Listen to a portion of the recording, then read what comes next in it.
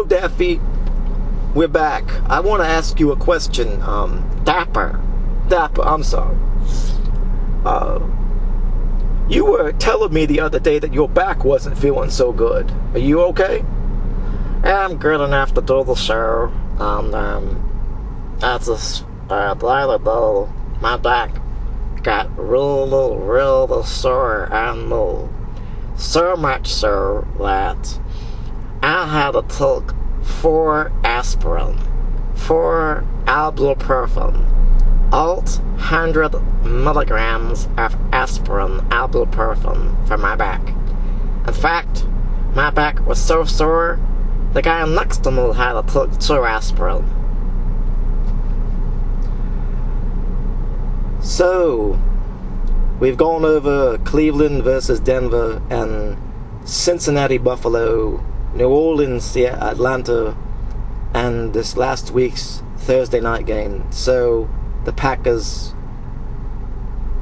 Let's talk about the Pittsburgh Steelers versus the Arizona Cardinals. Do we want to talk about Chicago-Detroit?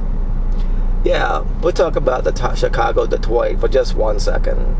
Here we are, 2 of the teams in the NFL that will never win a Super Bowl, ever. Not under any circumstances, ever. So, this is what you call a matchup where 2 lousy teams come together and play each other. And it just so happens that Detroit happened to kick 1 more field goal than Chicago did. So, that's all I have to say about that game. Lon, what was the other armpit matchup? Oh, yeah, that was the Deadskins and whoever they played. Yeah, the Deadskins. I like that. Yep, the Redskins lost again for the 4th time this year, and all you can really say about that is that's all the Redskins seem to be able to do is lose. Yep, not much more needs to be said about the Deadskins and the fact that they lost again. Okay, Pittsburgh at Arizona. Pittsburgh gets the win, and they played well. Landry Jones came in for a injured Michael Vick, who honestly never had a chance anyway. Pittsburgh managed to get its offense going, and 25-10, I believe, was the final score. 25-15 or something like that, but it wasn't that close at all. No, it wasn't that close. Pittsburgh, Landry Jones came in and threw a bunch of touchdown passes, showing that he has been preparing all along for the possibility of Big Ben going down. And it's a wonder, why did they ever trade, why did they ever sign Michael Vick in the first place? He's just a has-been. So look for Landry Jones to play again this week, week 7.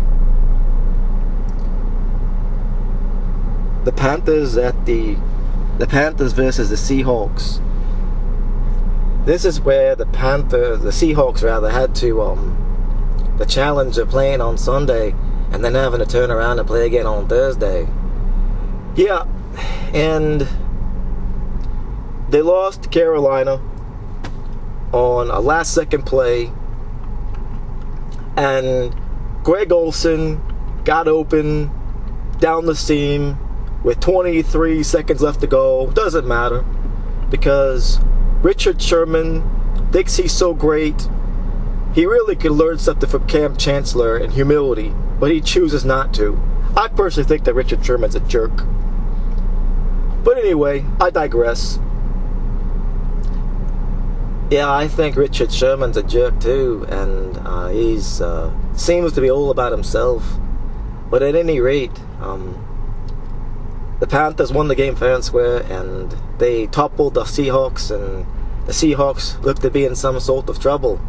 But then they turned around and go ahead and spanked the 49ers on Thursday night. Yeah, they did. and Carolina is still undefeated at 5-0, and Seattle is now 4-4.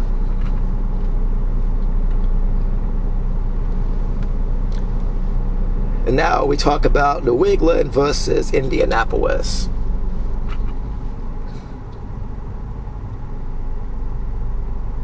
This was actually a good test for the Patriots. They prevailed. You know, something happened there on a punt, and people want to say, oh, the Patriots got lucky. Well, did they win the game or not? Things happen in any game. You can't just say the Patriots got lucky, the Indianapolis Colts, they gave them a gift. The bottom line is that the Patriots are still undefeated. And that's that. Call them what you want to. I think that they're just a fantastic football team. And great teams who are well prepared, well staffed, great roster, great depth, do not have to cheat.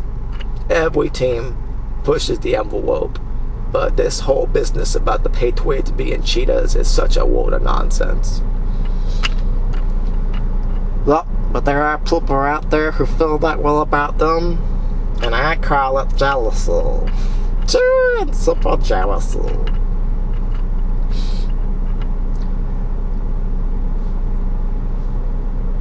And now for our last game that we're going to be discussing on this show, to wrap up the second and final segment, is the Philadelphia Eagles versus the New York Giants. And this is one of those things in itself. Rather than talking about the fact that Philadelphia beat New York 27-7, despite Sam Bradford throwing 3 touchdown passes, 3 interceptions rather, what it really speaks to is how bad the NFC East is. First, it was the Deadskins. Now, Philadelphia isn't very good. The Giants are a pretender this year. And the Cowboys, without Romo, without a couple of other cool contributors, are not very good either. And the band played on.